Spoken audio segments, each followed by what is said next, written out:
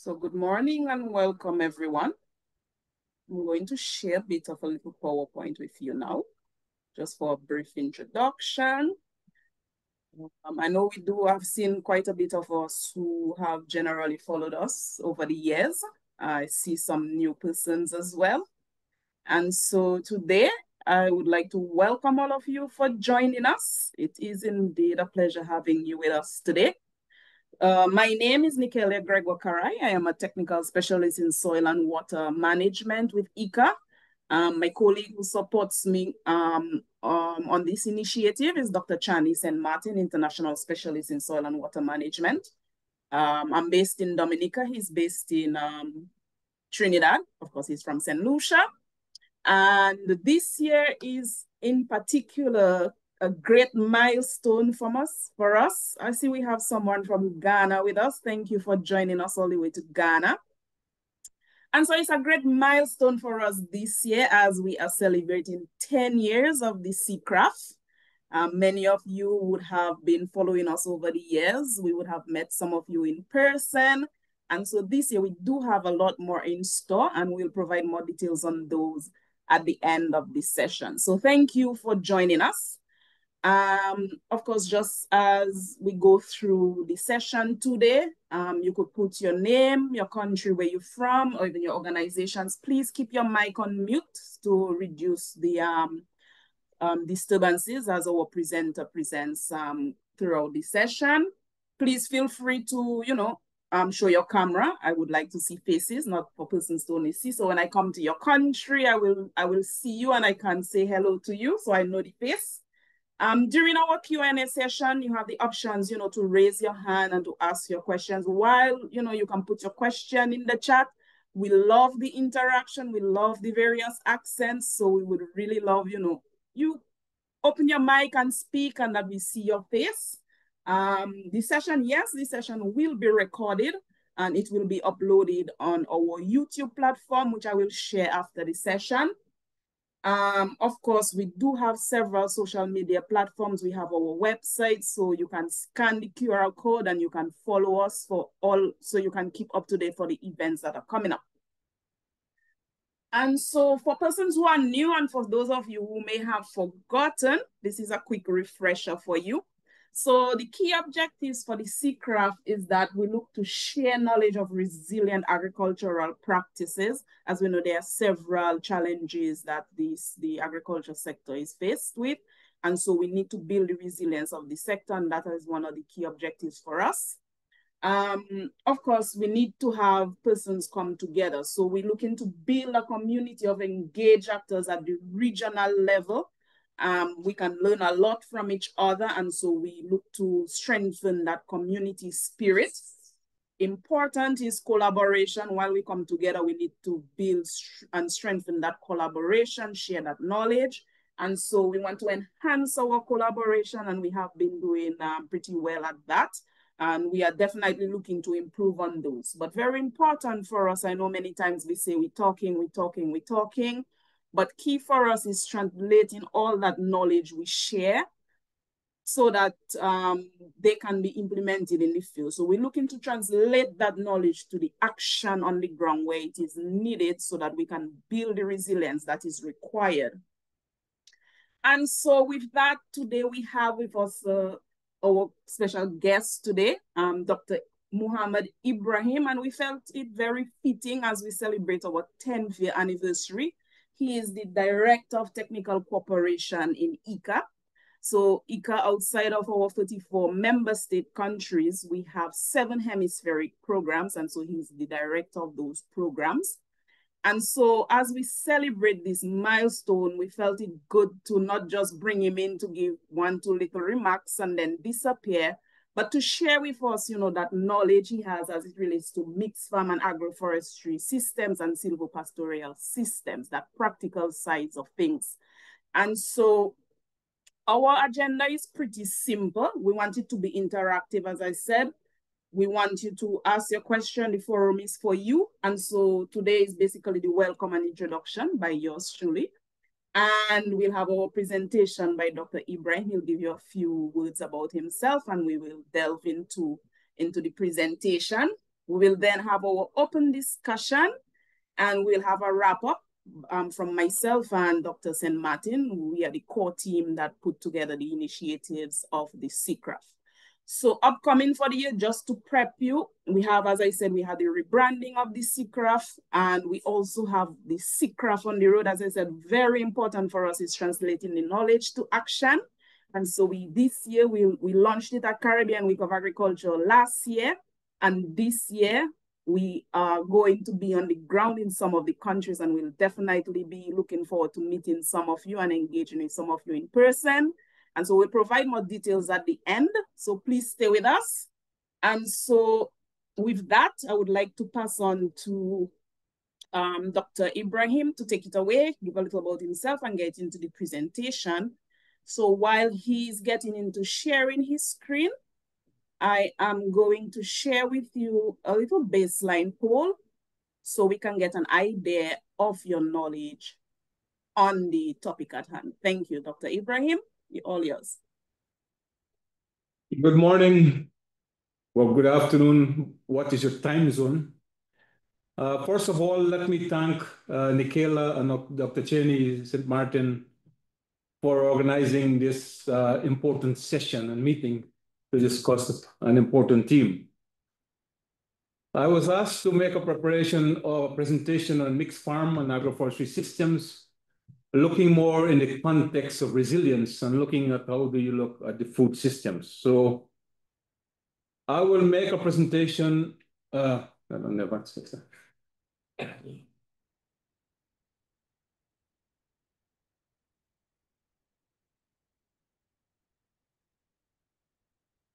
So what I'm going to do, in the introduction, I'm going to look at what are the challenges the food systems have, and where do we see mixed systems as an alternative for addressing the challenges in terms of food security, but also the challenges, as you know, related to the planetary boundaries in which we're having impacts on the biodiversity, water, ecosystem services, pollution, etc. What the 5 C's call the triple problems that you have. Now, in terms of numbers, you can see here the problems with malnutrition that you have in terms of 2 billion people are lack of iron, stunted, 155 million people are stunted. And these numbers show that though we have been discussing in the Sustainable Development Goals, we still have a long way to look at how do we transform the food systems to achieve the objectives. But on top of that also, and I use livestock as a part of it, but it's also included in the crop systems. Climate change is a main driver, agriculture main driver for climate change. We have direct and indirect impacts. The direct impacts, you know, impacts on emissions, global warming, whereas the indirect effect of what climate change is doing in terms of alteration of the climate, in terms of water availability, temperatures, impact of productivity, more droughts, more floods, etc. And therefore, we need to look at the farming systems. How do you adapt to these conditions to respond to the synergies between adaptation and mitigation to climate change? But also in discussion is what are the impacts of agriculture systems on the forest cover, deforestation. You know that the European Union has a new policy in terms of zero deforestation, which will be implemented. And the drivers for deforestation are some of the main commodities like beef and milk, cocoa, coffee, soybean. We have other commodities, oil palm oil, are some of the examples. So what are the challenges for bending the forest curve?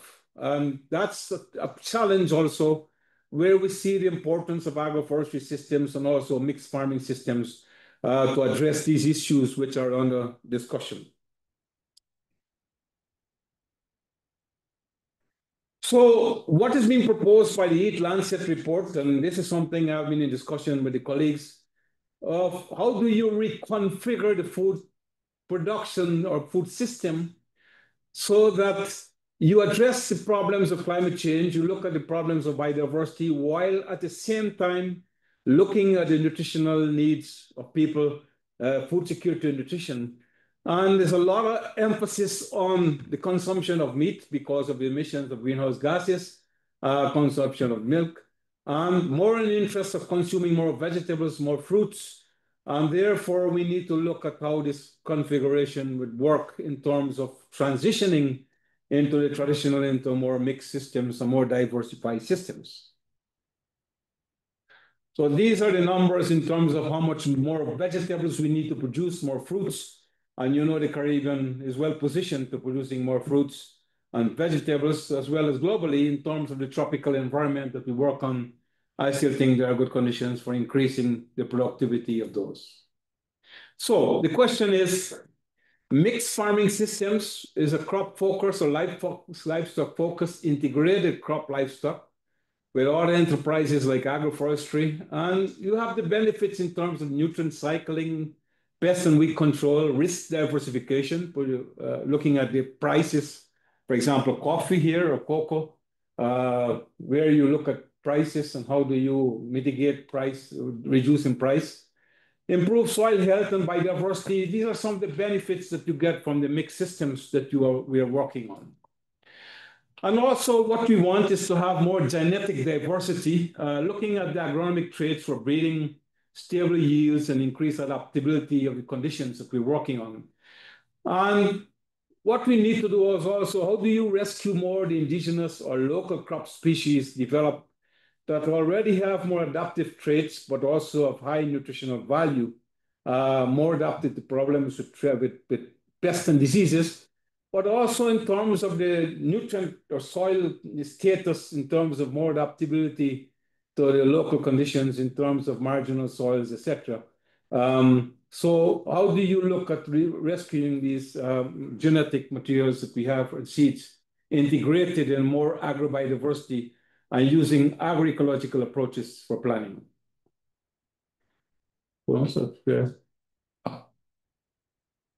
Okay. So also the new concept also about functional agrobiodiversity at scale of agriculture fields or landscape that provides ecosystem services that supports sustainable agriculture production. Pollination, I will provide you with some example. There's a lot of discussion globally on the impacts of the use of pesticides and pollinators and what are the impacts on productivity. The biological pest control, for example, we are working now on biopesticides here at IICA and bioinputs, biofertilizers to regulate the natural enemies. Soil management, for example, these are also the functional agrobiodiversity that we work on. And in terms of concepts, here is where we look where the species are redundant and how do you have resilience to climate change or pests and diseases or ecosystem services that you produce. Where you have a community with more diversity, you have more redundancy, and therefore there's more resilience within the system. So that's where we have done several work to show where you have more diversity, you can move to more resilience compared to the more monoculture type of production systems like sugarcane, rice, or bananas in a landscape where everything is just grown in monocultures and you don't have diversity in the systems that you have. So, you know, new concepts are coming up, nature-based solution, ecosystem-based adaptation, regenerative agriculture. This is an area where the Rockefeller Foundation has been promoting, including reduced no-till, cover cropping, crop rotation, increased use of perennials in agroforestry, mixed systems of crop and livestock, and what they contribute in terms of soil carbon, biodiversity, soil health, soil erosion, and improving the adaptability of the systems, but also increase carbon storage on the soils and the benefits for carbon sequestration. Regenerative agriculture now is being seen into policies where there's a lot of discussions in terms of restoration of degraded lands, but also transitioning into more diversified systems that we work on. So I'm going to provide some examples where we've been working on in the whole region. This is an example where in Central America, farmers have more than 70 years been working on what they call the casing wall agroforest system, which integrates multi-purpose trees in the growing of crops and beans and all type of diversity of trees within the systems. And they have been managing this over the last 60 years, and we found that these systems have been very resilient. In fact, the hurricane that attacked Honduras and Salvador and Guatemala, we found that the landscape that had case and wild agroforest systems survived. They were producing, they recovered quickly compared to those monoculture type of systems that we work on. And there are also good data which shows that the crop yields of the corn have increased from in the conventional systems.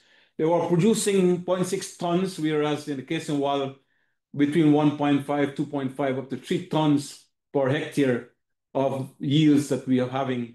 We have improved the organic matter content. We have improved the water storage and all the ecosystem services that we measured in terms of infiltration and regulation to microclimates have all improved with these systems. So what we've been working now is how do you understand the local knowledge of what the farmers know about the traits of the plants and species, and how do you integrate a more diversity fruit plants in these systems to have more diversity, and that's something we've been working on. There are already more than 2 million hectares of case and wild agroforest system in the region. In Mexico, for example, this is family farming in which mixed cropping systems, family farming are now diversified with fruit, what beans and corn grown together, but also leguminous plants, mucuna, which is grown for nitrogen fixation and improving the soil fertility. These are long-term plots evaluated on farmers of more than 20, 30 years of work that they've been doing there. And they're good examples compared to the baseline information of how they've improved the organic matter, the nitrogen, fertility of the soil, while at the same time maintaining the stability of productivity of these systems. So when we look at the integration of these agrobiodiversity in the family farms, this is an example where we've been working in Trifino, Nicaragua. Where you have more diversity, you know that the family farmers, the households have increased the number of food groups that they're consuming. Before, 34% of the farms were consuming 1 to 5 food groups, and now we have 66% of the households are now consuming 9 food groups. So the point I want to get across to you, how do you relate the farming systems in terms of the diversity, the productivity, in terms of the production of food and what the health and nutrition of people in terms of what they're consuming and what are the nutritional health issues that they're going to address on, which is something we need to look at the nexus between the production, but also the health issues, and also looking at undernourished people that we're working on. And these are examples where we find improvements in terms of mixed systems in the food security and nutrition. Now, what I'm going to do is to talk more about the agroforestry systems. Here we have worked more in perennial agroforest systems because, coffee and cocoa are 2 of the major crops grown in Central America. But I know in the Caribbean, cocoa is also very important in many of the countries. Now there's an interest to introduce coffee. Jamaica is already growing Blue Mountain coffee. But the point here is that if you look at the agroforest systems, you can have simple agroforestry systems with only one type of trees in the systems where you have a multi-purpose trees. And this is a leguminous tree called Erythrina popigana, which is a nitrogen fixing tree. But it's not the concept of nitrogen fixing also. It's also related to the shade that these plants produce when the coffee is hard. You need to ripening of the coffee and having a better quality in terms of the polyphenol content that they have. On the other hand, we have been working more on the diversification of agroforestry systems, where you integrate food crops also, bananas, corn, fruit species, high-value fruit species within these systems, and you have timber species also. These are high-value timber species. This is a timber species called Cordia, And this produces a stable supply of food, but also additional income to the farmers, while at the same time, ecosystem services that they're producing. And I'm going to provide some examples of ecosystem services. Some slides I'm going to show you of where in Costa Rica windbreaks, where you have a lot of wind. Farmers are planting windbreaks as curtains. Productivity and biodiversity and carbon and water storage have improved where you have these windbreaks. For example, the dairy farms where you have windbreaks. Sorry. The dairy farms where you have windbreaks are producing more milk, up to 40–50% of milk, more compared to the farms without windbreaks. These are annual crops on the polar timber trees, Grevillea robusta, where we've been working with timber trees. And here we are measuring the impact of pollarding on the growth of the trees, but also how much is the diameter growth, which is important in terms of the timber value. Agroforestry systems in parklands, in green areas, for example, in sub-Saharan Africa, they are practicing these mixed systems where you have squash and pumpkins grown together with trees and systems that they play.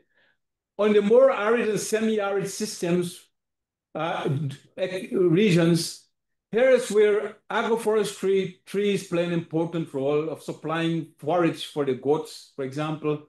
In time, you can see it's nothing to eat here in terms of grass. So here trees are playing an important role in the systems also.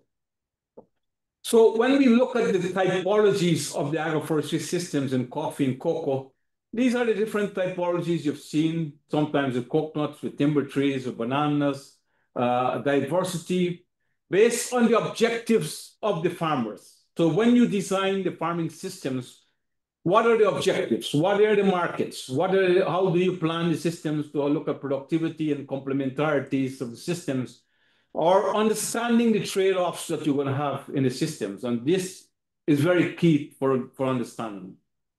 So here we look at the benefits of the systems in terms of soil fertility, labor and herbicides use, pests and diseases, regulate flowering. How do you look at these aspects, these important aspects of the system?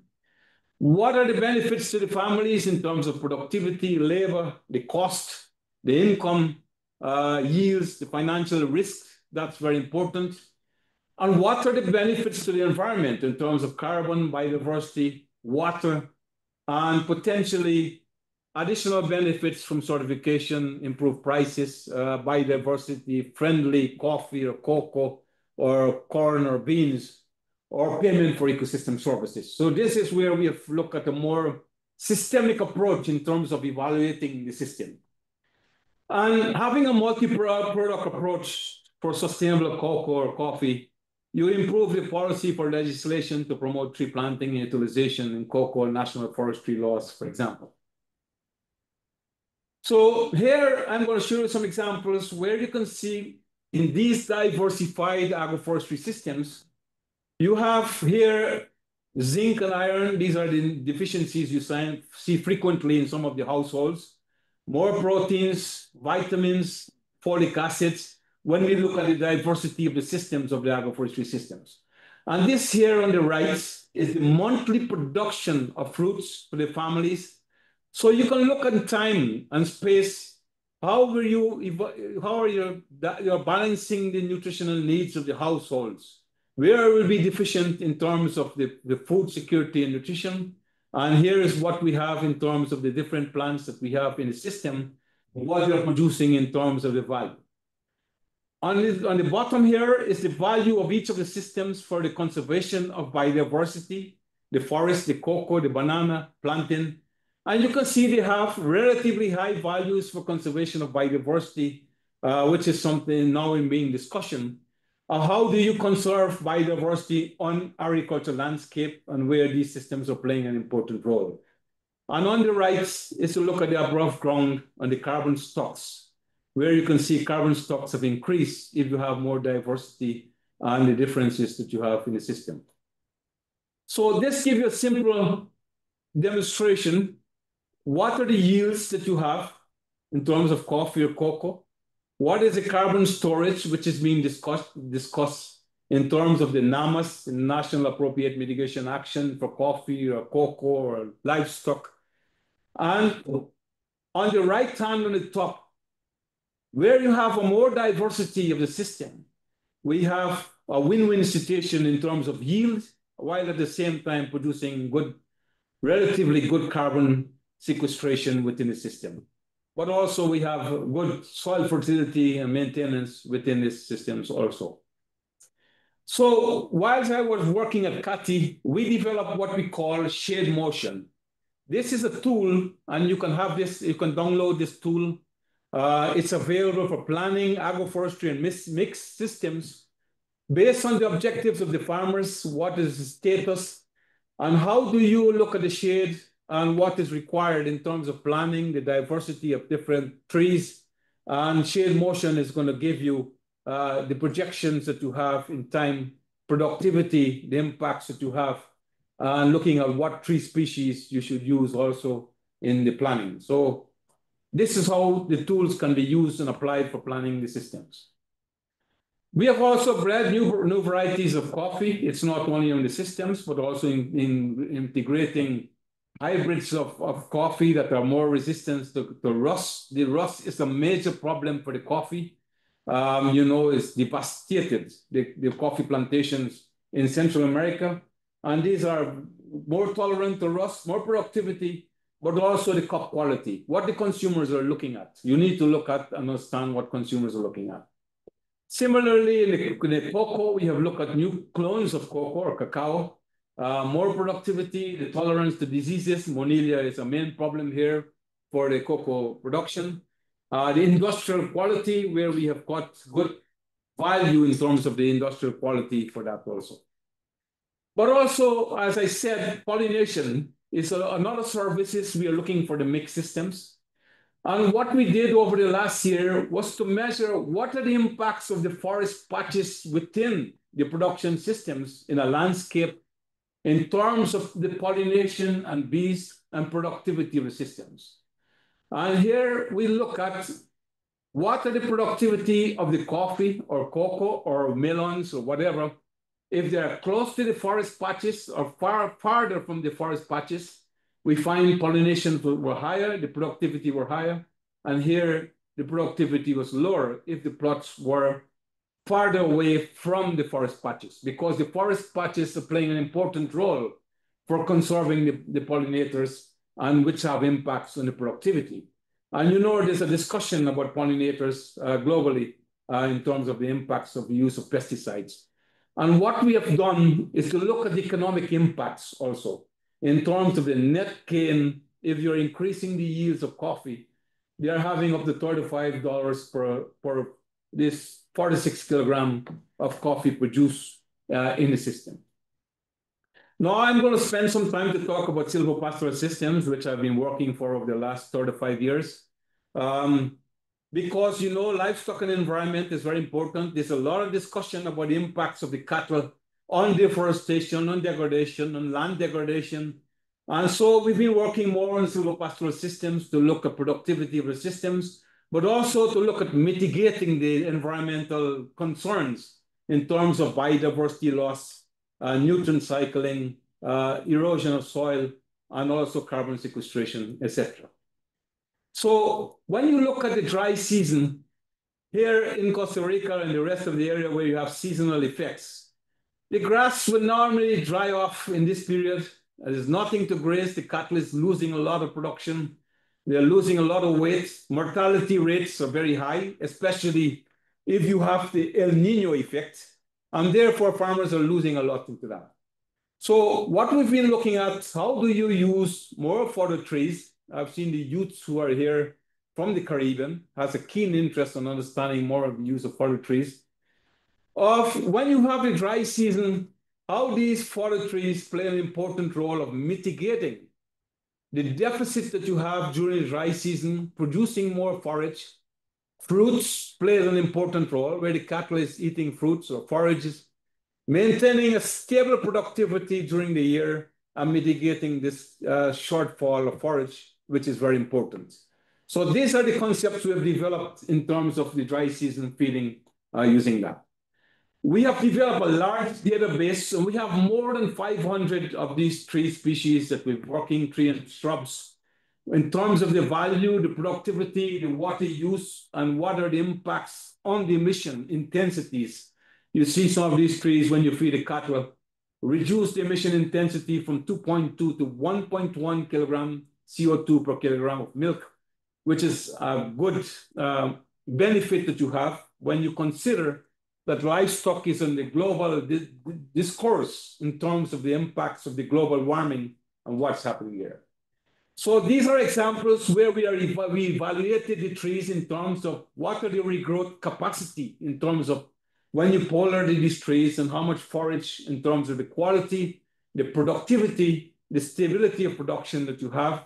And so we have selected all the species now with high value for feeding the cattle, but also those that are adapted in different conditions. We have now a database which can say if you're on insecticides or dry areas or arid conditions, which are the trees or species or shrubs that you can use to feed the animals.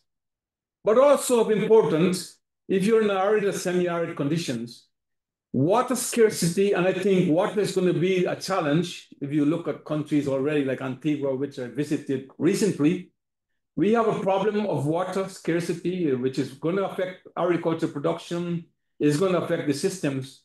And we've also looked at the traits of some of these shrubs and trees in terms of how these trees are exploring deeper layers of horizon in terms of capturing water compared to these, which are more on the top. The yellow is more on the superficial root, whereas ones more on the blue is exploring deeper volumes of water, depths where they're capturing water and also sustaining the production and maintaining productivity during the year. So you need to look at the traits that you're looking on for selection.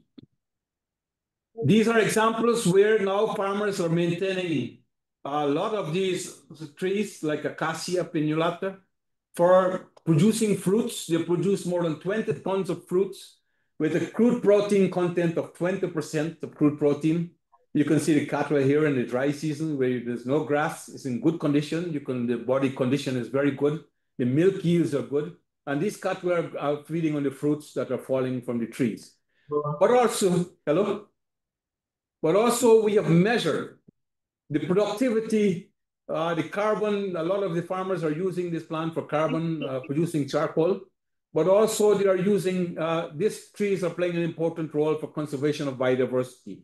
So you can see the multiple functions you have for that. This is something that they call goby in my country, crescentia. Also a fruit that cows graze, very high value. They store water, nutritious value. They have good energy content, good protein content also. So we have measured the value of fruits for feeding the cattle, palm, Wasimo, Saman, Guanacaste. All these plants, trees are there in the Caribbean region. I know they're available. This is the grass that are used commonly. And you can see the comparisons of the crude protein of these fruits of the trees compared to the grass, as well as the energy content, which is measured by the digestibility of the fruits. All are much higher than what you have in the grass in the dry season. So in synthesis, we see that the use of fruits can play an important role in terms of improving the productivity of the systems and maintaining the stability of production along the dry season that you're working on. These are examples of our mixed systems. We have Lucinia, you have guinea grass. We have also planted timber trees. And these cattle are grazing and producing relatively high production during the year. This is an example of the traditional systems where the yields of milk of this cattle is 5 liters per day, whereas when these cows are grazing in the more big silvopastoral systems, they are producing up to 10 liters of milk per day to show the increase of productivity of the systems. On the other hand, in countries like Paraguay, where you have prosopis, that's a tree that is grown in most of the silvopastoral systems, you can see the understory where the grass is much greener, more productivity, more succulent, the more the protein content is higher on the canopy of The trees of the grass, they're 8% compared to 3% if they're outside on the open sunlight. But very interesting also, you can see the carbon content has increased in terms of the soil, the organic matter, 2.35 to 6.5, to look at the impacts on productivity, but also the impacts on the ecosystem services, and in this case, the carbon storage. If you come to Central America, almost 90% of the farms will be in simple or light fences or multi-layer light fences. That's where you have other species grown, like timber species or fruit species that are grown along the fences. So the farmers have added value in terms of what you're doing.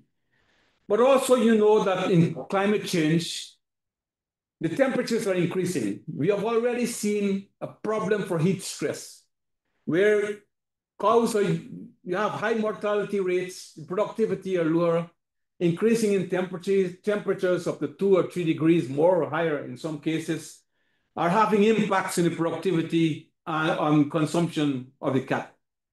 We have measured the impacts of shade trees in the silvopastoral systems of differences up to 8 degrees or 9 degrees under the canopy of the trees compared to open sunlight, which means that these trees play an important role in mitigating heat stress and also improving the productivity of the systems. But the trees also have other functions, biodiversity, timber, or firewood that farmers harvest. These are all value that you can have from these systems. And what we did was to measure the impact of shade trees versus no shade trees in the systems using dairy cattle as indicator. The dairy cows, which have access to shade trees, produce between 11 to 15% more milk compared to when they are without shade trees. So a simple practice, a tool where you have silvopastoral systems, play an important role in having more an animal welfare and comfort, productivity, while providing additional benefits from the system. But also what we have done, it's not only about the trees in the systems, we have also selected more tropicalized breeds that have traits that are more adapted to the tropical conditions in terms of the traits for increasing temperatures, resistance to screwworms, for example, diseases, more adapted, more using of the forages, more forage-based systems, more diversified systems. And we have developed these triple crosses where I've been working on looking at the productivity. And these triple crosses are producing up to 5,000 to 6,000 liters of milk per lactation.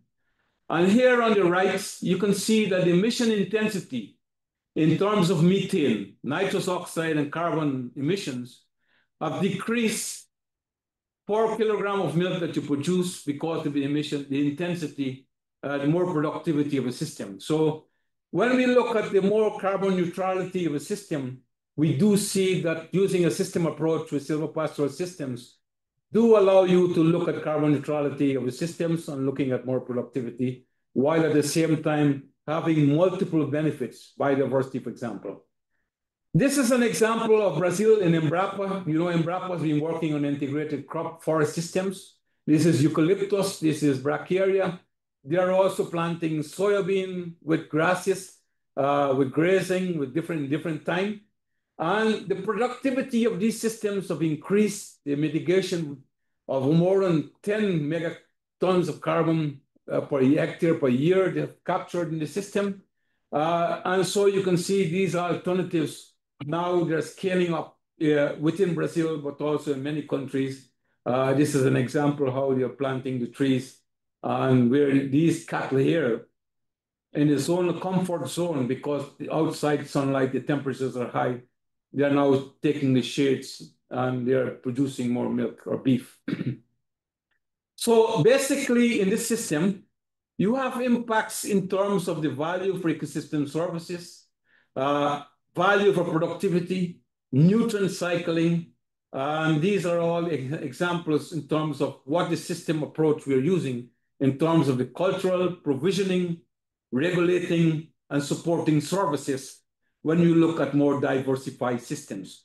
I will give you this slide so you can have this for if you need additional information. So also, I'm going to give an example of the goat and small ruminant system that we've been working on. I've been working with this system at CATI, which IICA has been working to support in a more circular system. You know, what we do is, how do you integrate family farming within a small goat module in terms of producing more food while at the same time diversifying the production? So the goat module was 10 goats. These are and they're fed by a diversity of grass and trees like Cuba, mulberry, titonia, and some level of concentrate that they produce, where they produce with the feed. And also the dung was collected and go back for the production of corn and beans in the home garden that these goats are producing. And also the production of vegetables in terms of bananas, plantain. These are all the different fruits and vegetables that comes out from the home garden within the circular system. And these are the numbers that they've measured in terms of how much they're producing in a small area. So what they have done also is, how do you transform the milk that is coming out from goats into cheese, but also into yogurt, providing more value addition to the products they're producing. And they're good uptake in terms of the value that they produce, in terms of value addition, up to 20% more value they're having in terms of the transformation. If you have a small family farm and you organize the farmers in clusters and providing them with the technical assistance and the seed material that they need for planting and information that they need for taking the decisions. So biodiversity, we have also measured the biodiversity of silvopastoral systems, but also mixed systems. We have good data on the biodiversity of very good on landscapes. They're very good for conservation of birds, bats, bees, which are the indicators that we work in. Dung beetles are all indicators that we've been working on in the systems. So my last slide, I will spend to show you that how do you transform these in terms of payment for ecosystem services. What we did was to develop an index for payment for ecosystem services based on the carbon and biodiversity value of each of the systems. If you have more diversity in the systems in terms of trees or better systems, you have more value for biodiversity and you have more value for carbon. We have measured that and we have looked at the indicators. And what we found here in Costa Rica and Colombia,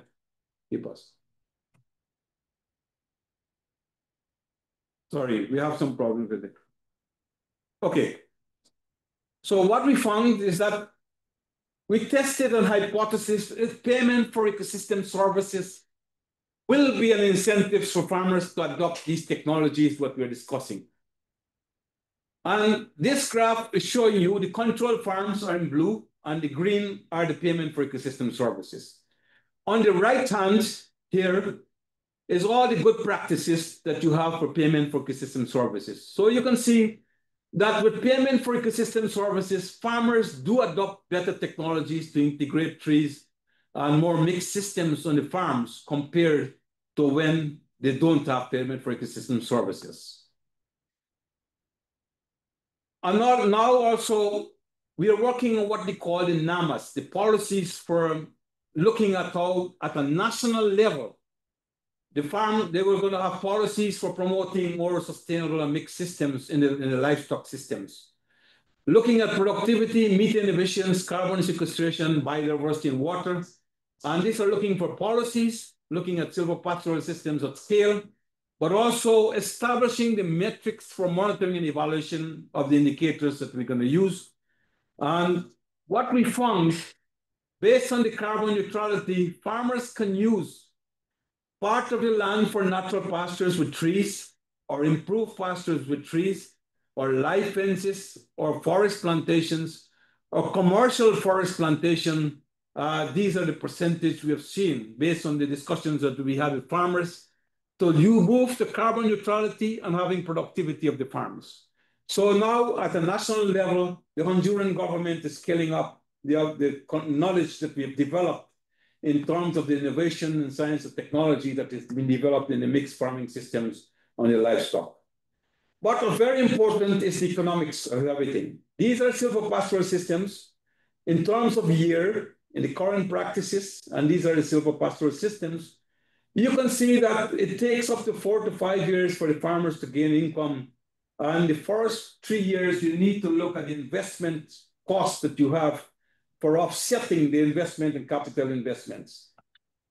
So our data shows that when you have payment for ecosystem services, the farmers were recovering the investments much faster. Of course, we need to look at differentiated or what we call blended finance, having an upfront credits to the farmers with a differentiated maybe interest rates, and having upfront payment for the carbon and biodiversity, and see if they can have this returns to the investment much faster that they have. But we need to look at the economics of everything and look at the social aspects and what are the behavioral changes that farmers are going to have for the transformation of these farms that we have. So finally, in terms of IICA, what are the policies we'll be looking to enhance biodiversity? Integration of agrobiodiversity in family farming. We have climate smart and gender sensitive practices using biodiversity as a tool. My colleagues in the Caribbean are doing an excellent job to promote that. Jenny and Nikhil can explain to you. The policies for bioinputs, biofertilizers, and biopesticides. We are scaling up bioeconomies using biodiversity as a tool. National and regional trade policies, looking at zero deforestation. Biotech and biosafety policies are essential for safe use of biotech products. And looking at bioinputs policies like Argentina, these are the countries, are fundamental for guaranteeing food quality and safety. So basically, this has been my presentation. I think when you work, it's not only in the farm, but also looking at a landscape approach. How your landscape is looking at. How do you plan the landscape to have more sustainability, more protected areas for the water, the conservation of biodiversity, and looking at the production systems of how do you scale the good practices along the landscape for having productivity, ecosystem services, and more resilience in that area, while at the same time having governance of the landscape. Thank you. Excellent. Thank you so much, Dr. Ibrahim.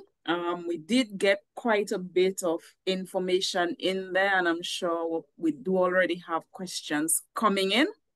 And so persons, please feel free to raise your hand and ask your question. Also, we have the Q&A tab, same area where you have the chat tab. There is a Q&A tab specific for the questions, so it's easier to filter through. You could ask your question there as well. So please feel free to raise your hand if you have any questions. And so while we have, I see we have group hands up. So I will interchange between persons speaking and persons who would have typed some of the questions. So Rook, please go ahead. Thank you very much, Doctor, for that excellent presentation. There are 2 points that I want to draw the attention to the meeting is that 44% of the land, habitable land in the world is occupied by agriculture. 16% of that is occupied with cropland for human consumption, 4% for non-food, biofuel and textiles, and a whooping 80% for meat, dairy, and fish production. Although that 80% produce 17% of calories and 38% of nutrients for human consumption. It means in that large percentage of land occupied for livestock, we must integrate agroforestry into our cropping pattern. And secondly, I want to draw the attention that in small farms with degraded land, heavy clay soils that we have, like I'm sitting on land with clay soils of 3.9, and I've ameliorated that and built resilience over the last 40 years. maintain a pH of 6.5 pH. What we have a concept that we call alley cropping. And alley cropping, I can read, this is the book on alley cropping. I can read it. Is an agroforestry system in which food crops are grown in alleys formed by hedgerows and trees, shrubs, preferably nitrogen-fixing species. So that with small farmers in open lands, for example, like in Trinidad, where we distributed the sugarcane lands to farmers, no trees, open area, how do you cultivate that? How do you grow crops? And it's not only growing crops. We have to look at getting into a business, how you can get it into a business. If you want to encourage people into agriculture, there must be a business aspect of it. And the agroforestry aspect of it, integrating with your vegetables one is a business concept. So I just wanted to share this with you on the alley cropping and the percentage of land occupied by livestock that needs to be integrated with trees and tree crops. Thank you very much. Okay. Michaela, if you allow me to respond to this question. Go ahead. Comments. I do agree that the livestock is occupying a large percentage of the land, and basically the objective of having a sustainable intensification of the livestock systems with the use of agroforestry systems, and alley cropping is part of this, as well as other type of systems. It's about the whole spatial arrangement of how do you arrange the trees within the systems. You can have alley systems, you can have dispersed trees. I've written a book on that. And the objective of having the sustainable intensification really is to contain the livestock in smaller area of lands, and you free up the lands to go back to the reforestation and restoration and other forest patches that you need for biodiversity. And we have got good example where you have impacts on sustainable intensification of liberating lands in whole of Central America. For example, I should have shown you the data that we have in Costa Rica. Costa Rica has had a forest cover of 22% in 1970 because 75% of that land was under livestock. And today, Costa Rica has a payment for ecosystem services. After 30 years of the payment of ecosystem services, or 30 or 40 years, the forest cover of Costa Rica has moved back to close to 54%. The impacts of incentives and how farmers have adopted better practices to intensify the production of agriculture, including the livestock, and they were reconverting the land to secondary growth, secondary succession and growth. Now, in terms of the sugarcane and land and everything, in terms of planting, there are good data which shows alley cropping and all agroforestry systems are improving productivity. There are some slides which I show were alley cropping, but I didn't really point at that. You can see also a book that was published in Africa by CCRAF, the World Agroforestry Center, which shows that though alley farming has been there for more than 40 years in practice, they haven't really reached a scale in terms of having impacts. There are problems in terms of adoption, barriers to adoption, and understanding better what is the transformation of adopting these practices. In terms of the sugarcane, so the business model is, how do you convert that in a circular economy of producing high-value products that is demanded by the markets? What are the compensation for the ecosystem services it's going to have in terms of productivity and incubating? Organizing the farmers in terms of cooperatives and small clusters that you've seen in Costa Rica, that is very successful. And so you can have a stable supply in terms of production of high-value commodity, which is in demand. So that's something that you need to look at in terms of how does it fit within the government policy, and how do you strengthen the private sector, the local cooperatives, etc., in terms of supporting that. Okay, thanks, Rup, for your input and your question. Thanks, Mohammed, for your response there. I will take one of the questions from the Q&A. And we have Joy from Suriname, and it's saying thank you for this wonderful educational initiative. Suriname is one of the Amazon countries. Could you perhaps elaborate a bit on IICA experience and recognition of indigenous knowledge, traditional medicinal plants, indigenous and tribal or maroon knowledge, if you have any experience in them? Most of my experience has come when I was working at CATI, because when I was working at CATI, I was a research professor. What I did, I had many students who could work with me doing their PhDs also. So what we did, we developed a toolkit with the Bangor University. So how do you systemize the local knowledge of farmers and understanding? How do they relate the knowledge about the traits of the plants in terms of the value for medicine, nutritional value, or the value for ecosystem services? And we develop a methodology for analyzing what are the farmers' knowledge that they have. And we do see how do we correlate this local knowledge with scientific knowledge. What we did was to do experiments on how do you link these variables with what farmers understand.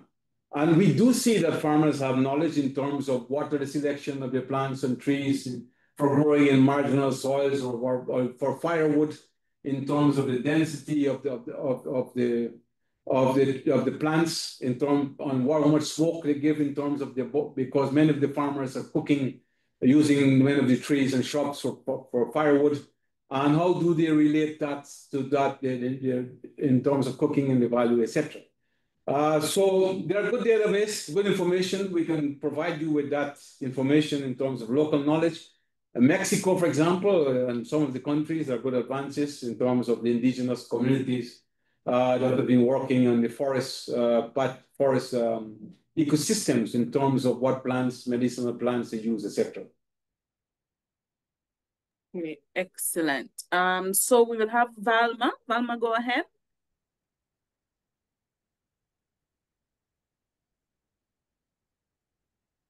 Are you there with us, Valma? If you're speaking, you're muted. You're muted. Yes, you're muted. Okay, I'm unmuted now? Okay. Yes, go ahead. Okay, great. Thank you for a wonderful presentation, Dr. Mohammed. I am wondering if this presentation is available for sharing. I would love to obtain a copy of it. And I am glad to hear you just make mention of the work in Suriname as it relates to traditional medicine plants, because I wanted to ask about that in your agroforest system, if there's any experience with integrating or traditional medicinal plants and the values we can derive therefrom. I am a farmer, I'm a scientist, and over the last 15 years, I've developed an agroforest system here in Grenada on about 30 acres of land. It required a lot of rehabilitation work because it was an abandoned estate. So there was not, much of value, a lot of bamboo and so to clear. And 15 years later, we have a mix of crops from coffee to cacao, citrus, and avocados, mangoes, but we've kept a lot of the native plants because of the medicinal value of those plants. We have an apiary on the farm. We do beekeeping, and that contributes to the medicinal honey that we have spent quite a lot of years of research to develop.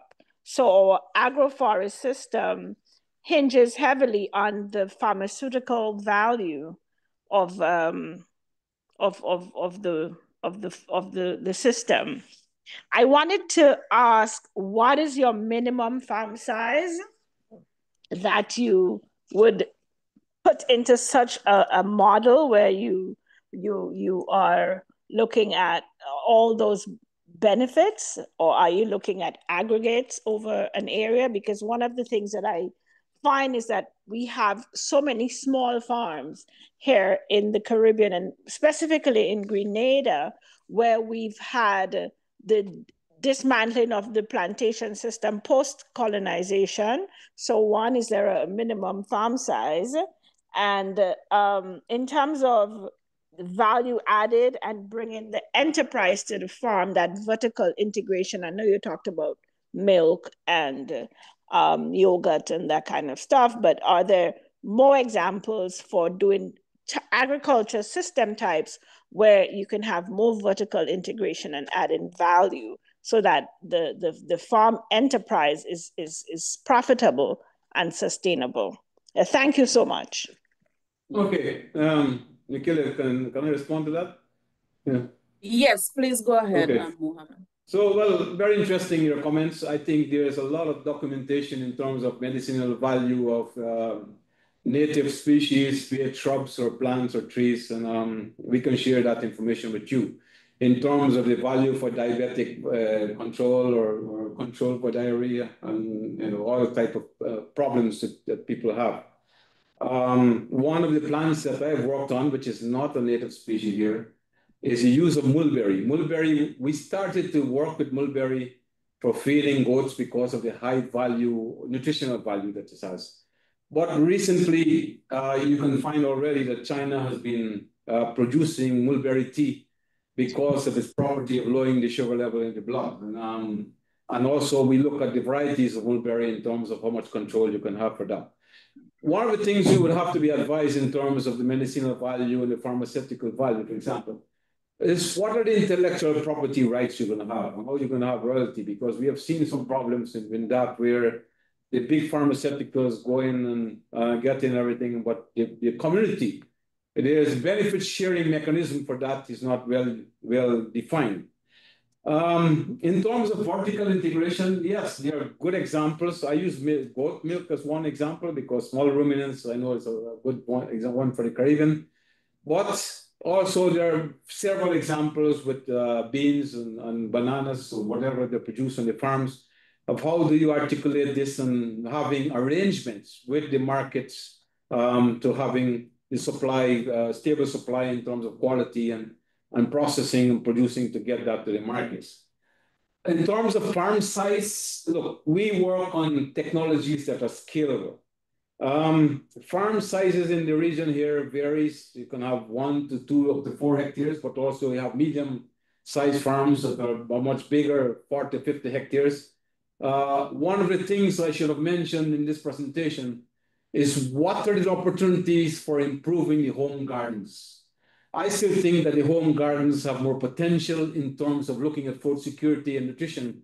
And that's something we've been trying to target on giving more added value in terms of integration and diversity. And we have some examples, but I didn't include this in the slide. And I think that your question, I reflected on that. There's more potential for that of having more stability in terms of food security and nutrition if we can enhance and improve for home gardens, which fits well in the question that you're asking in terms of small farming sizes. Okay, thank you very much. I see Okay, thank Wilson hands is up. And thanks for your question. If you have any question, of course, you could raise your hand again. I see Wilson is on. We'll take Wilson, and then I will take a question from the chat. Yes, excellent presentation. I'm new to agriculture, but I've been working on a wellness and agricultural tourism project that is integrating agriculture into tourism to produce foods high in nutritious value. We have a complete business plan on that, which I'd like to explore with IICA at some point in time. But my main concern is, I'm from St. Lucia, Beaufort, St. Lucia. My main concern is community gardening. There are a lot of empty house spots in my community because people migrated from the center of the town to the higher end of town for mosques, etc. However, I did not notice you touched on community garden. which reduces on travel time, reduces on the use of transportation and fossil fuel in the atmosphere. What are your thoughts on it, and how can we get information on setting up community gardens in my community before celebration? Very good. I think there's a lot of interest now in urban agriculture, more vertical agriculture, for example. I showed an example of the parkland that they're managing in Africa, for example. And the question here is in terms of community gardening, what are the arrangements that you have with the land, the use of land, and how do you organize the community in terms of managing and working, distributing? What are the rules of engagement that you're going to have in that? I don't see a problem where you can have technical assistance with the community gardening that you have in terms of providing the seeds, good quality seeds that you need, and what are the design and markets you're going to work on in terms of having a stable supply of food that you're going to produce. Is it the objectives or for food security or for getting more into markets? We need to define what are the objectives that you want to do. But I think that already IICA has been working in some examples in the Caribbean region. I think my colleague Jenny and Nikhil can provide some information. What I did see, I was impressed when I went to St. Vincent, is that the work that Sharon has been doing with the disabled group of people, setting up these gardens, and an excellent work they're doing, providing them with designing the systems where they have access for planting their vegetables and supply, despite the fact of the disability that they have been producing a lot of food. So I think, it just depends on the organized people. It's more organization aspect and working in this area. Excellent. So the other questions we have from the Wilson, you wanted to go ahead and say something else? I think it was very helpful. Thank you, Mr. Dr. Mohammed. Very, very helpful. You. Thanks. Yeah. Thank you, Wilson. So one of the questions we also have, person is asking what animals would be suitable for the silvopastoral system with cacao, and whether animals like chickens would be suitable for such a system. Yes, we do have already egg production and grazing on these silvopastoral systems. In fact, Costa Rica has been branding the production of the eggs, where they have been selling at a higher value in the markets on a grazing system with conservation of trees and working with various trees. There's one tree called Nasadero here, Trichantera gigantea, which has a high value of protein and energy. They just lop these trees, cut them, and the poultry, the fowl get on the trees, and they just feed on that. And the egg production has been rather stable for that. But also, goats are good. Also, we have goat sheep, which is one of the best animals for grazing in silvopastoral systems. So I think it depends on the scale and size that you have, but they are good tested technologies where these small, in fact, now in Cuba, we have a project with pigs in the Cuban region, grazing in the palm and working in silvopastoral systems. So I think, depending on the species and the animals, we can design the systems to work on, and a good grazing management is very key for having that. Lovely. Another question, so a lot of the examples were from Central Latin America, and someone is asking if you have any experience or examples within the Caribbean, Trinidad or Guyana. I do know that CARDI has been set up with true cooperation with IICA, several of these models in the Caribbean region. What I think is a question, and I think Mr. Ramrup mentioned that, is how do you get this into scale? How this is integrated in the policy setting and decision to make what are the good practices you're validating will move to scale, and having more awareness of the farmers building this of the business case that you're working on. I visited some site in Belize. I work on that. It's moving more to scale.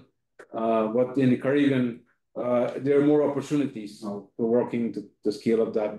with the small ruminants, for example, there's keen interest to work on within the FAST strategy, which was discussed with the ministers here over the last days. But I think with the 25 by 30 initiative or 30 by 25 initiative, I don't know what you call it these now. There is some scope there you can work on to scale out these technologies. About understanding that many of the Caribbean region also is more in a coastal area where you have to look at adapting what are the agroecological context that you're working on in terms of what are the species you're going to use, but also the system that we're going to design for that area. If you move more into the savanna regions, that the context is different. So we need to look at the whole mapping of the agroecological conditions and try to look at what these practices can be adapted to this areas. Excellent. Of course, we do have our technical specialists and some of our reps in the various Caribbean countries. We also have Dr. St. Martin on board. So if you all have any examples and any other work you have done in that area, please feel free to come in. Well, Nicola, I'll come in now, and thank you for that. Yeah, so there are some examples. A lot of it is really a branding or movement of both the permaculture approach with agroforestry. You have several examples, and you have that as a traditional or cultural thing. The issue to move it forward and to scale it, particularly the business cases, to have that synergies between the supporting research and evidence that will allow you to dovetail it to optimize the system. So that is what we really need, and we have been trying to work in there and with other organizations, whether it's CADI or the University of the West Indies. In Trinidad, for example, there are some cocoa farms, there are traditional cocoa farms, there are some before coffee as well, and there are some persons that are moving to that direction. And so that is where we are at.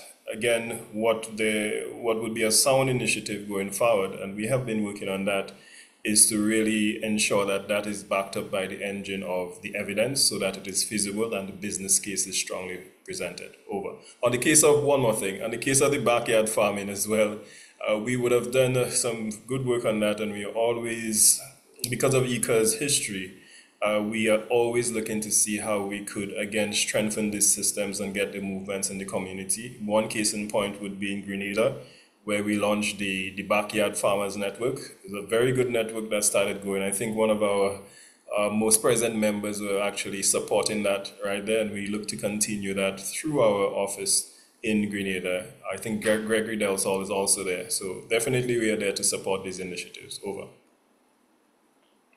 Thanks very much, Chani. We have any of our persons across the region, IICA staff, that would want to chime in on any of the work they have been doing in that area? You can always come in. Yeah, Nicola, yes, sorry. Go ahead, Gregory. Yeah, go ahead. Thank you. Chani mentioned the work that we've been doing in terms of supporting backyard gardeners or home gardeners, as some people prefer to call it. I think what we need to do, though, is a little bit more expansion of that work. We have been, with the small executive that has been put in place, we have been trying to expand that work to more persons across the country. The persons who are involved in it, the core members, are indeed doing some good work. What we need to do, though, like I said, is expand that to a wider community. So we've been having some discussions with the Ministry of Agriculture, and a project that has been going on here but is due to close, the SIAP, Climate Smart Agriculture Project, as to how we could expand that home gardening system, that home gardening network across Grenada, and doing some work in Carriacou and Petit Martinique as well. So there are some examples. What we need to do is to strengthen and expand those and scale them up as well. But while I have the mic, Nicola, I would like to ask Dr. Ibrahim a specific question pertaining to cocoa production. Now, Dr. Jessamy would have mentioned the fragmentation of lands that has happened over the years post the estate system. One of the issues we see here, and in discussion with the GCA, which is the Grenada Cocoa Association, they have been seeing some decline in terms of cocoa production. One, because the average size of the average acreage, of a cocoa farm here is about 2.5 acres, which is roughly 1 hectare, correct me if I'm wrong. And a lot of farmers, even if they are producing cocoa at the optimal levels, say about 3,000 pounds per acre, the economics of it still doesn't make a whole lot of sense. So my question, Dr. Ibrahim, is just to say we've been trying to come up with some mixed cropping models as to make cocoa farmers have some sort of good economic returns staying in cocoa. But my question really is, what, in your experience, what are the crop you have seen that can be produced in conjunction with cocoa that makes for a decent economic return, especially for small acreage cocoa farmers? Okay, thank you for your question.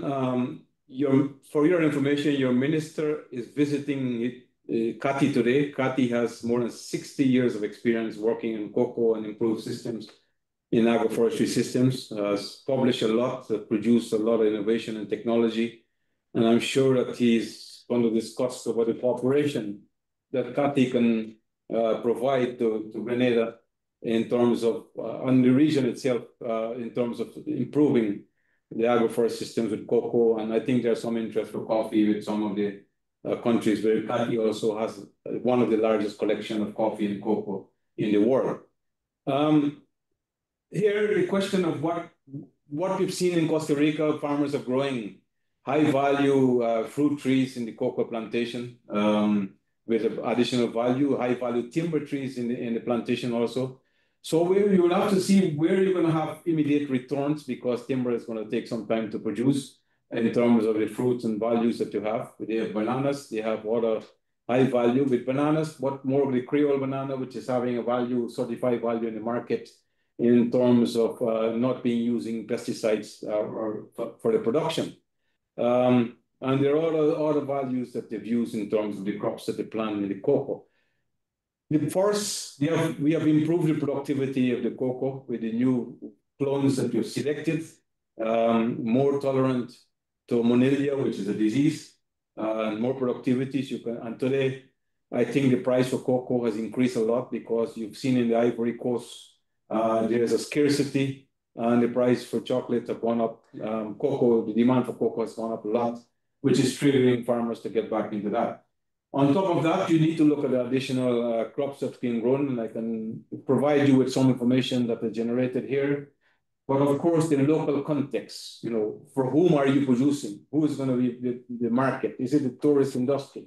What are they asking for? And that's why you will have to look at how you design the system to respond. Otherwise, the farmer is going to have the commodities there, and is it coconut? Is it other commodity? And they can't market it, and it's going to be a problem also in terms of return to their investments. Excellent. Thank you so much for having such a good discussion. While we are on that, I have launched the feedback poll, so please, answer it while we go through the discussion. I know some of you tend to have to leave, so if you could answer those questions. Gregory, if you had some final remarks, so we can move on to Adrian. I just want to ask a quick question. Dr. Ibrahim mentioned the silvopastoral systems for small ruminants. And I just want to know if he had any documentation that he could share.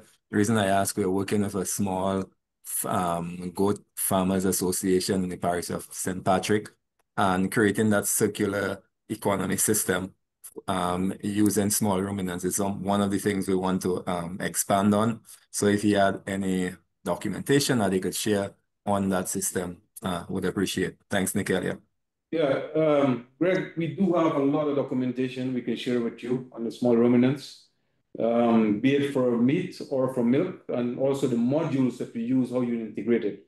I just want to let Nikelia know that on this, I see my colleague, Dr. Danilo Peso, who's connected here. He's a specialist in silvopastoral systems, and he and I have worked together. And if he wants to come in and make some comments, he did develop the dairy study for the Guyana, and also he also promoted some of the modules in the Belize region working in that area. So Danilo, if you want to make a comment, you're free to do so. Okay, excellent. Yes, Danilo has been participating for a very long time on the CCRAF, one of our top participants. Definitely would love to hear his experience. What I will do though, I will take Adrian's question, and then Danilo, if you want to come in, we'll take you, and then we'll take Martin. Adrian, are you with us?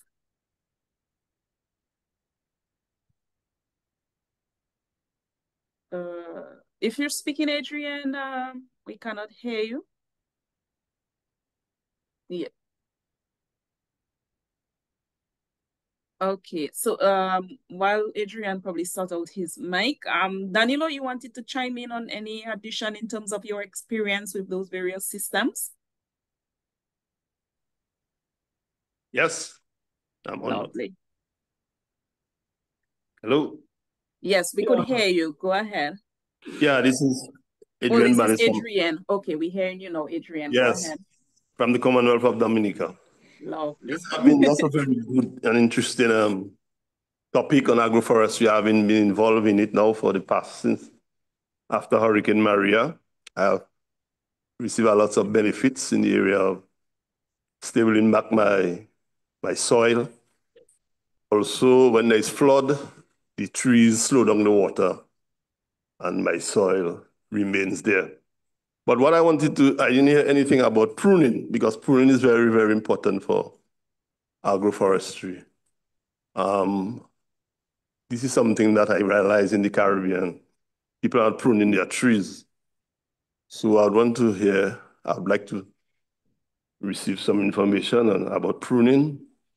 Also, you talk about the cocoa. I believe that there are some I've been doing some experiment in cocoa planting, and there are some moon that you need to plant cocoa in order for you to optimize your production. I've gone back to traditional way of farming, what I learned from my father and my grandfather, and that has all gone very well for me.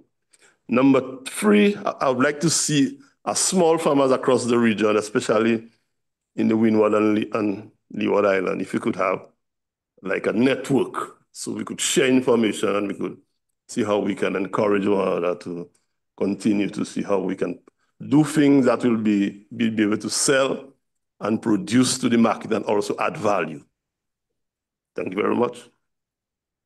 Okay. Coming back to your question about pruning, there's a lot of information on pruning and the impacts on shade, for example, in the coffee and cocoa, but also diseases, and how do you use nutrients for nutrient cycling also. When you design the agroforestry systems, some of the multi-purpose trees, like what we call erythrina or Gliricidia sepium that you call quick stick in Guyana, for example, these are leguminous plants that are fixing nitrogen, and what we generally do is to prune them to return nutrients and mulch in the systems, but also to promote regrowths in that.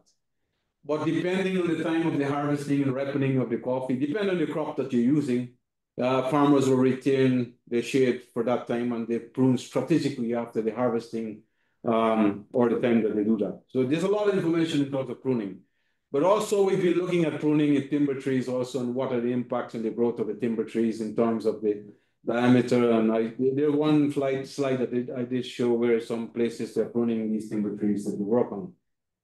In terms of the network, we do have a program on family farming. Nikhila and Jenny can work with Mario Leon to see how to set up the network of discussion around this team and to promote this cooperation in terms of knowledge management and how do you advance. The Director General last 2 days ago approved some funding for small ruminants for the Caribbean.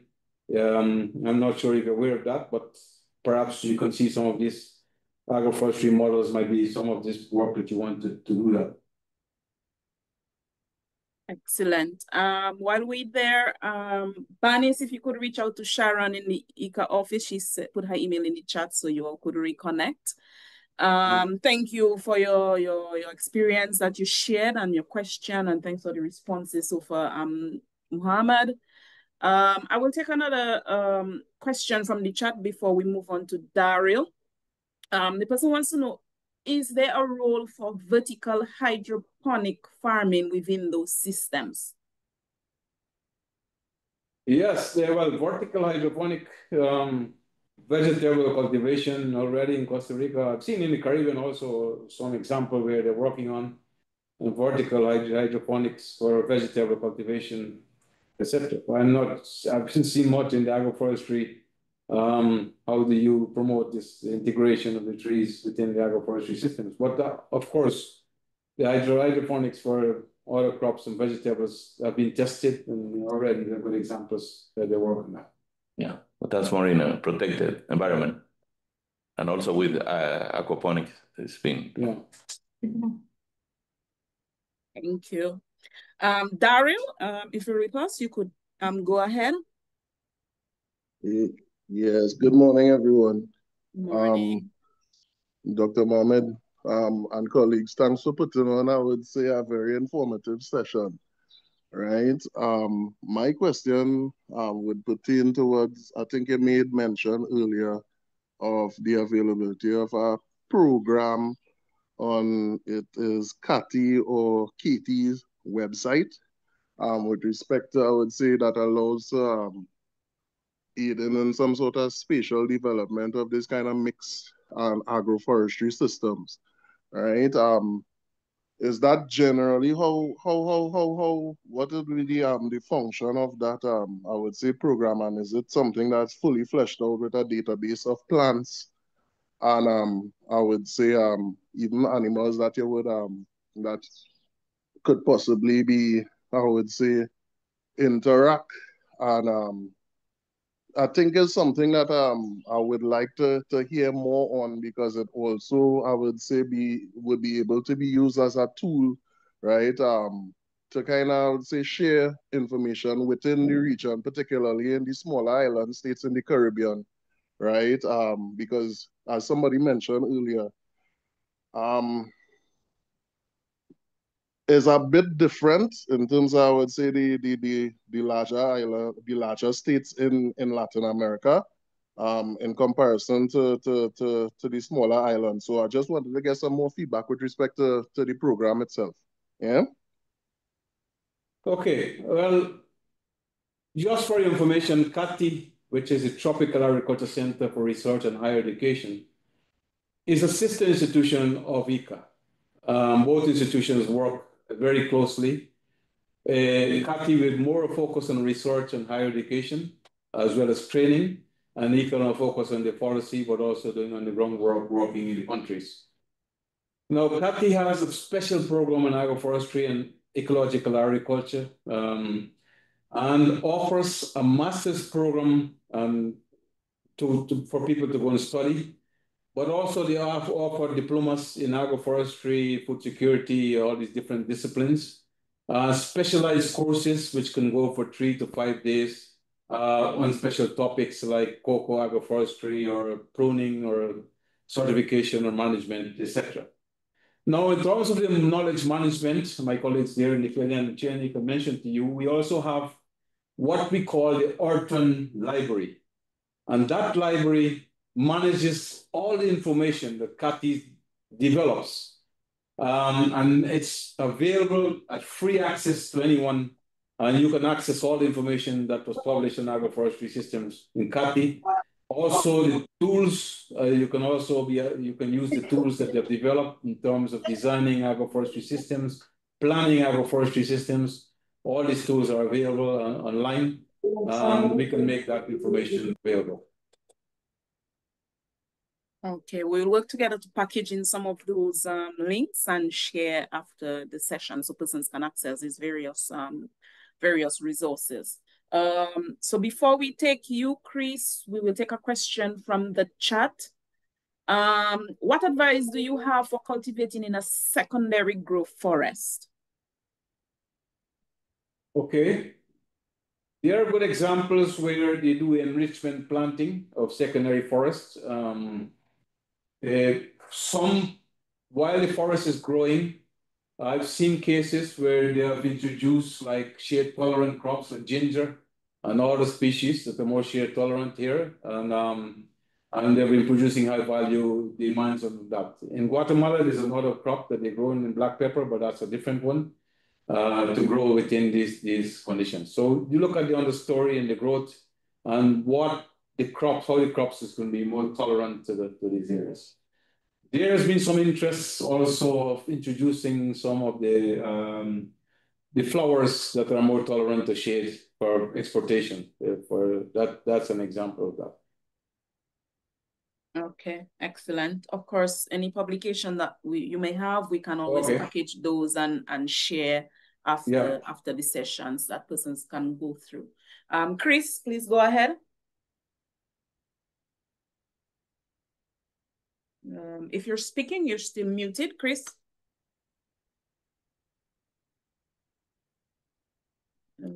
Okay, so while we wait on Chris to unmute, I'll take another question from the chat. Mohammed, they're asking, could you elaborate in terms of incentive or policies that can encourage adoption of these ecosystem services? Or if there are some examples that have been working? Okay, let me say that incentives has been there. It's been some mixed experiences, but I mentioned Costa Rica has been one of the countries that have been more forefront in the payment for ecosystem services. But what has been driving the change? What are the drivers of change that now is moving towards incentives? One is the whole plan for the NDCs that the countries have for looking at the advancing on the decarbonization of the agriculture sector. So there are more interest now in paying for carbon in the markets or perhaps water or biodiversity in some cases that we've seen for that. So decarbonization plan are one of the drivers. Another driver is the consumers now are demanding more commodities that are using less pesticides and this is also one of the drivers if you're producing more healthy and bio inputs that we're working on, biopesticides, etc., which is also incentives. So the incentive schemes can move or range from markets that go from like, how do you modify and do blended finance of having a credit that is a differentiated interest rates or credits that comes with a supporting guarantee that help farmers to manage the risk if they have a drought or lose all the crops that they're working on, or the crop insurance scheme. I know the Caribbean now is advancing on the agriculture insurance scheme, and there are some experiences already here that are as one example. Another example is the payment for ecosystem services that I mentioned to you, and there are good experiences in Costa Rica already, more than 30 years experience. And Costa Rica is now moving from an experience where they call the second generation of payment for ecosystem services. Because the first generation was based on payment for forests and to agroforestry systems. But now they are moving towards the agriculture sector, the agricultural landscape, where they want to pay for good practices. If you're doing intercropping, regenerative agriculture, mixed cropping systems, which is protecting the soil, water, etc. Now they're moving towards that direction for payment for ecosystem services in that area. Other examples are more moving towards certification schemes. So if you have biodiversity-friendly coffee or cocoa or market-differentiated products, we have seen carbon-neutral beef or carbon-neutral milk. I'm putting an added value to those. So the market-based, and maybe the next event that you organize, we can have someone to speak on these market-based instruments that they're used to promote change, behavioral changes, and adoption of improved technologies and good practices. And what are the experiences? What are the barriers that you've seen in some of these? There are some examples already that is advancing in some countries. Okay, thank you very much. So the other questions are basically asking for information. We'll look at those and package them and email to you. Okay. We'll take our final question so we can go into the wrap up. And so our final question, Chris, please go ahead. All right, good morning. Thank you, Dr. Ibrahim, for a very informative session. I am from Guyana. I have a 60-acre property in the Hilly Sand and Clay area, which is on the highway not far from where we're presently building Silica City. Of the 60 acres, when I bought the property a few years ago, about 30 acres was of mixed citrus. But citrus came with its challenges, more so by being a weekend farmer. I got exposed to permaculture, and I've decided to start doing something different rather than focus on the monocropping form of just citrus farming. So I've been doing a lot of reading on agroforestry, permaculture, regenerative agriculture, silvopastoral, and so on. So 7 years ago, I decided not to focus on citrus, but more on mixed cultivation.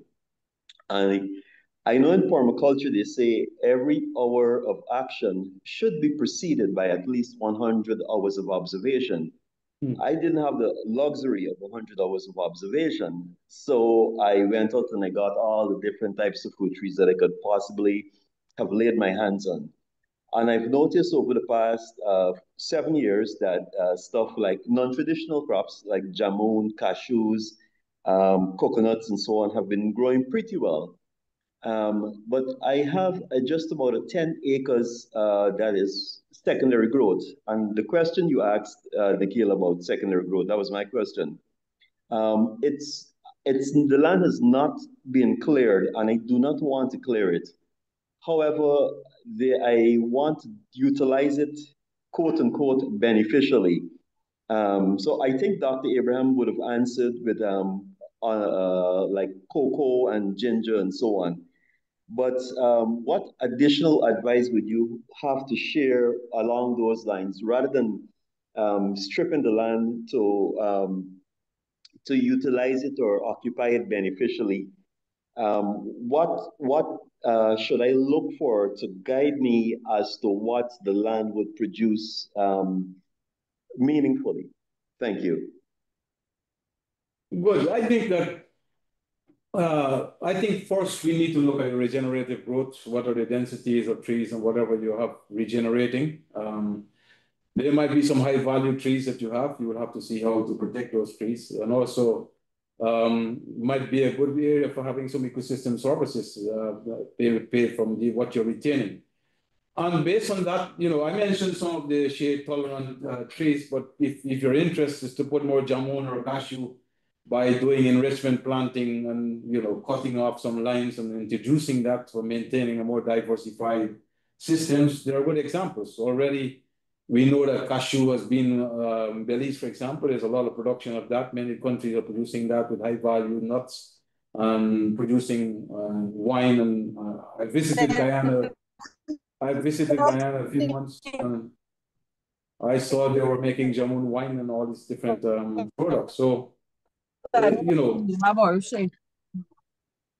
clearing and doing some enrichment of that, like making some tracks and introducing that and doing silvicultural management, that is possible, and it will depend, well, what are the fruits or you want to put in, which is being demand for the markets. Okay. Thank you so much. Thank you everyone for joining us today. Thank you for all your questions. And thank you so much, Mohammed, for gracing us with your presence, sharing your experiences and your knowledge with persons across the region. What I will do, Mohammed, if there is any final comment, any final takeaway you want to present to persons, and then we will move into the closing. Well, again, first time to you and Dr. Cheney and Martin for organizing this interesting discussion. And I must say the questions you asked me were very good, and I need to reflect on my own work, that what we are doing also, and how can we provide responses. I did take note of your interests and what are the different interests based on the questions, and I would like to see how I can work with my colleagues to get across some information, additional information that is required. But I think this session has been very good, and I would like to encourage you to continue developing this type of discussions, which is very key for advancing the transition into more sustainable agriculture development in the region. Okay, excellent. Many thanks again, Dr. Ibrahim, for being with us today and sharing that much needed knowledge and experience. So with that, we will go into our closing, and this time I will be sharing my screen. Where do you share with phones? So, okay. So today we would have had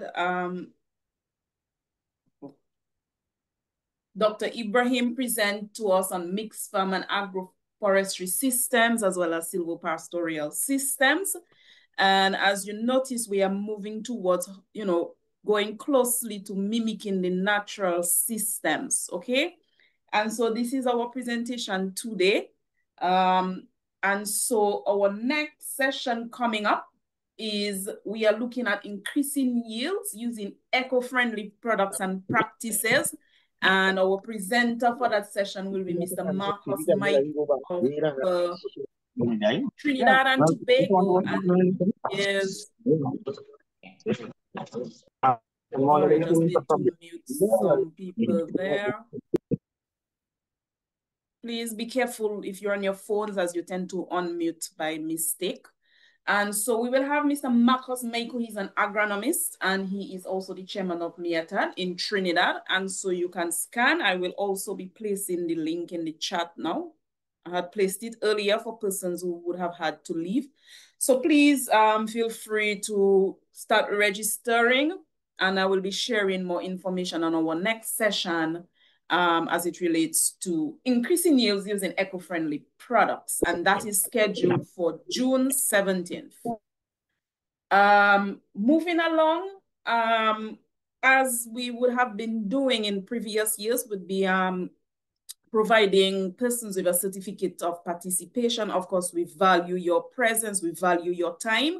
And so something to reflect that you have been part of these sessions, you have developed some knowledge in those areas. So we'll have our certificate of participation. Normally we would have 3 sessions, but this year, as we are celebrating our 10th year anniversary, it will be 3 + 1.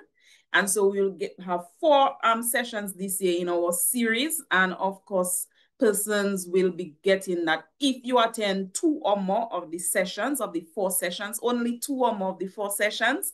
And so we have our gold if you actually attend all 4, our silver if you attend 3, and our bronze certificate if you attend 2.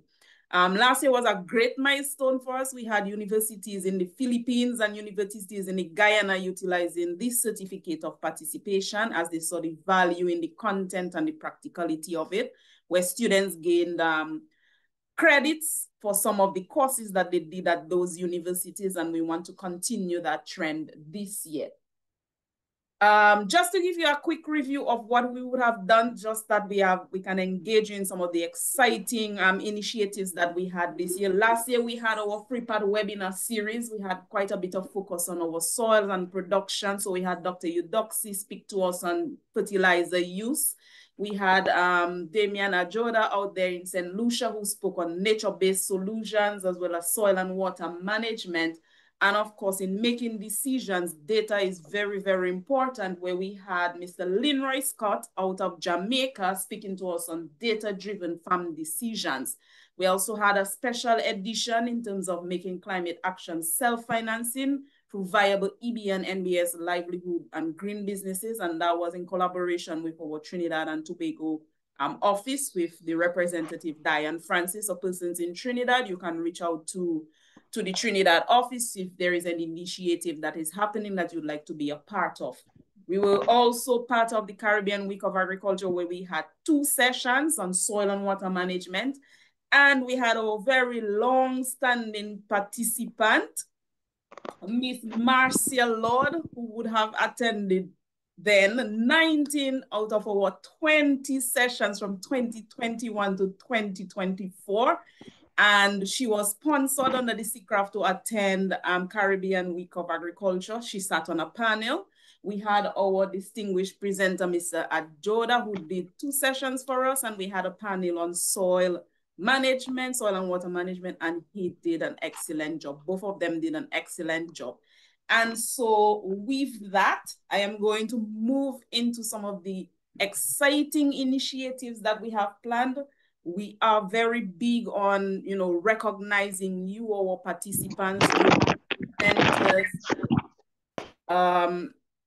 for continuously coming together, being with us, giving your time to increase your knowledge. And we are soon moving on the ground.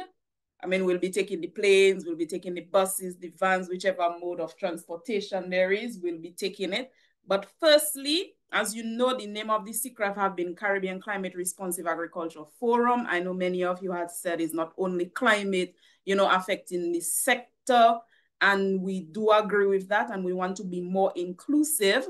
So this year, what we are doing, we are looking at rebranding and renaming. Of course, we definitely want to leave the CCRAF, as all our platforms are CCRAF, and it's really a nice, catchy name that we have used over the years.